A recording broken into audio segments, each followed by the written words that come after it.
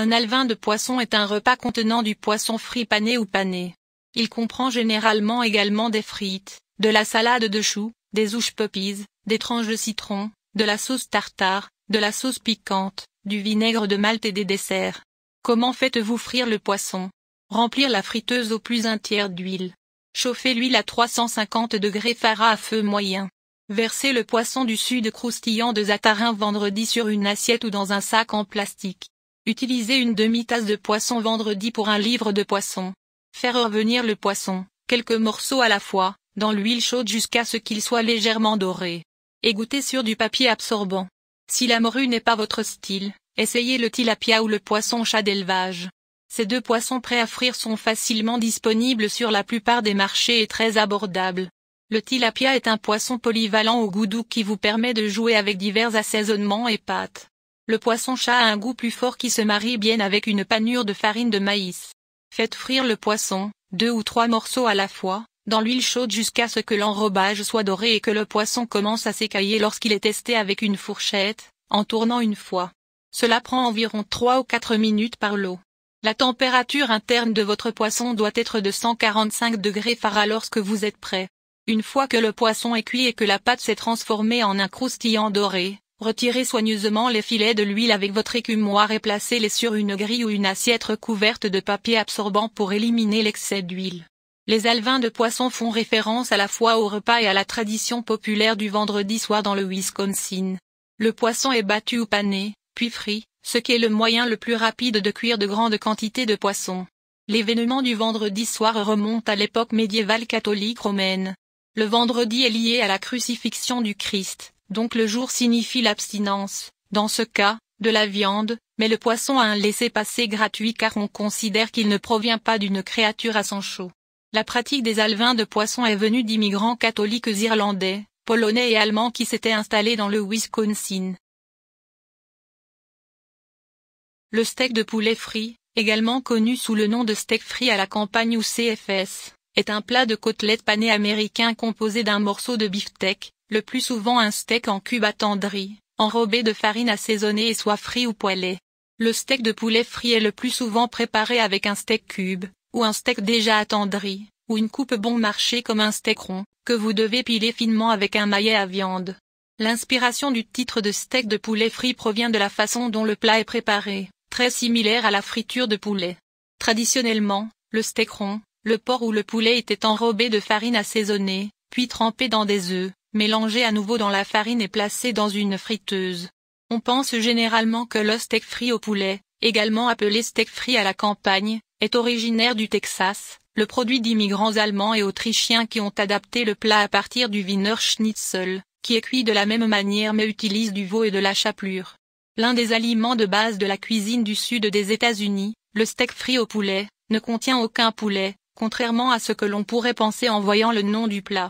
Il se compose d'un morceau de bœuf mince, pané et frit qui est traditionnellement servi avec un côté de purée de pommes de terre et arrosé de sauce à la crème.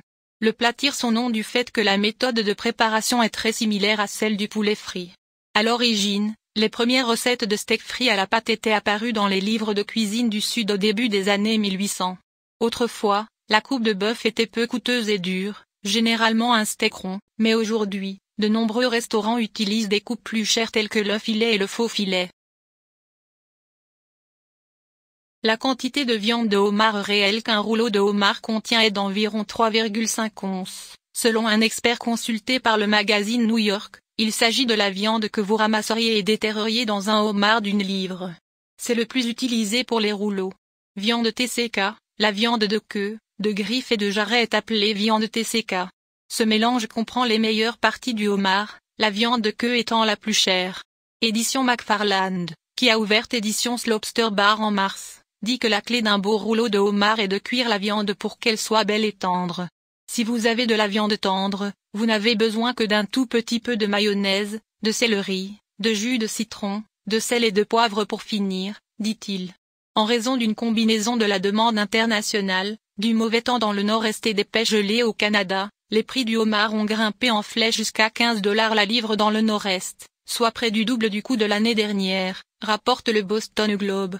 Les rouleaux de homard se déclinent en deux variétés, chaud avec du beurre fondu ou froid avec de la mayonnaise, et, parfois, du céleri. Alors que la préparation froide est connue sous le nom de préparation traditionnelle, l'histoire a en fait montré que le premier rouleau de homard était servi chaud avec du beurre dessiné et était fabriqué dans le Connecticut, et non dans le Maine. Le rouleau de homard est une spécialité du Maine composée de viande de homard cuite qui est, idéalement, arrosée de beurre fondu et placée dans de longs rouleaux de hot dog. De plus, le sandwich peut inclure de la laitue, du jus de citron, du sel et du poivre noir. Les accompagnements traditionnels comprennent des croustilles ou des frites en accompagnement. Certains affirment que le rouleau de homard est apparu pour la première fois chez Perris à Milford, dans le Connecticut, tandis que d'autres affirment qu'il a été préparé pour la première fois chez Ray de Saviscasset, dans le Maine. Indépendamment des origines, tout l'État du Maine continue d'honorer la tradition en offrant plus de versions de rouleau de homard que le premier inventeur n'aurait pu l'imaginer, déclenchant un débat sans fin sur la façon dont il devrait être fabriqué et qui fait les meilleurs rouleaux. La pizza sicilienne traditionnelle a souvent une croûte épaisse et rectangulaire, mais peut également être ronde et similaire à la pizza napolitaine. Il est souvent garni d'oignons, d'anchois, de tomates, d'herbes et de fromages forts comme le Caciocavallo et le Toma. Les autres versions n'incluent pas le fromage. La pizza sicilienne a une croûte épaisse et est carrée ou rectangulaire. Elle a également un profil nutritionnel différent de la pizza traditionnelle et peut être plus riche en calories, en matières grasses et en sodium. La pizza à la sicilienne provient de la région de Palerme en Italie. La version authentique est appelée sfancione, qui se traduit en anglais par six sponge. La raison de son nom est la croûte de cette pizza, qui présente une base de pain spongieux. La pizza sicilienne est une pizza préparée d'une manière originaire de Sicile, en Italie. La pizza sicilienne traditionnelle a souvent une croûte épaisse et rectangulaire, mais peut aussi être ronde et similaire à la pizza napolitaine. Il est souvent garni d'oignons, d'anchois, de tomates, d'herbes et de fromages forts comme le Caciocavallo et le Toma. Aux États-Unis, la pizza sicilienne désigne une pâte épaisse de forme carrée garnie de fromage mozzarella et de sauce tomate. La sauce est souvent placée sur le fromage pour que la croûte soit bien cuite. Cette pizza a été apportée aux États-Unis, principalement à New York, par des immigrants siciliens et elle était dérivée de la sfancione. Bien que la sfancione ne contienne pas de mozzarella, les boulangeries italiennes de New York avaient accès à de la mozzarella bon marché, il était donc logique qu'elles aient commencé à compléter leur sfancione. De nos jours, la pizza de style sicilien est populaire dans de nombreuses communautés italo-américaines de New York, du New Jersey, du Michigan, du Connecticut, du Rhode Island et du Massachusetts. Une purée d'avocat étalée sur du pain de blé entier croustillant, avec de l'huile d'olive, des flocons de piment rouge et du sel de mer floconneux. Est-ce que ça va mieux? Il est plein de graisse saine et insaturée, bourré de fibres, et c'est un petit déjeuner ou une collation sans effort. Dans la région de la baie de San Francisco, les gens mangent du pain grillé à l'avocat depuis au moins 1885.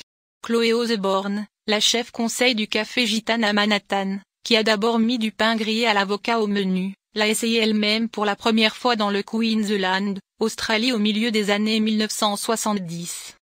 Il peut être plus riche en matières grasses et en calories qu'un simple fruit, mais il devrait également pouvoir vous rassasier plus longtemps. Les toasts à l'avocat contiennent également un grand nombre de nutriments et d'antioxydants utiles, surtout lorsqu'ils sont préparés sur du pain de grain entier. Si l'avocat cède à une pression douce ferme, vous savez qu'il est mûr et prêt à manger. Les avocats mûrs et prêts à consommer peuvent avoir une couleur plus foncée, mais la couleur peut varier, il est donc préférable de choisir le toucher et la couleur. Il se sentira légèrement doux mais il ne sera pas pâteux au toucher. Les fruits mûrs sont parfaits pour ce jour-là. À mesure que la démographie a commencé à changer, de nombreux plats latins qui ont gagné en popularité ont contribué à faire entrer les avocats dans le courant dominant. Enfin, dans les années 1990, la California Avocado Commission a embauché le cabinet de relations publiques Zilen Knowlton. Le Mexique, premier producteur mondial d'avocats, consomme même entre 6,5 et 7 kg par habitant. Le marché mondial de l'avocat valait 9,29 milliards de dollars l'an dernier. Les pays d'Amérique latine sont au sommet de la production et de l'exportation d'avocats. L'énorme demande mondiale d'avocats transforme ce marché en un marché lucratif, de sorte que l'avocat est connu comme l'or vert. Le toast à l'avocat est un plat composé d'un morceau de pain grillé garni d'une combinaison d'avocat en purée, de sel, de poivre et, parfois, de jus d'agrumes. Il existe de nombreuses variétés de ce plat, il peut donc être enrichi d'ingrédients tels que du saumon, des tomates, des oignons, des œufs, de l'ail, du fromage, de l'huile d'olive ou des flocons de piment rouge. Bien que le plat soit assez simple et direct, l'emplacement de son origine ne l'est pas. Certains prétendent qu'il s'agit d'une invention australienne, tandis que d'autres proclament que Los Angeles est le lieu où il est né. Quelle que soit son origine, le pain grillé à l'avocat a commencé son renouveau moderne sur Instagram, et il est à la mode dans le monde entier depuis.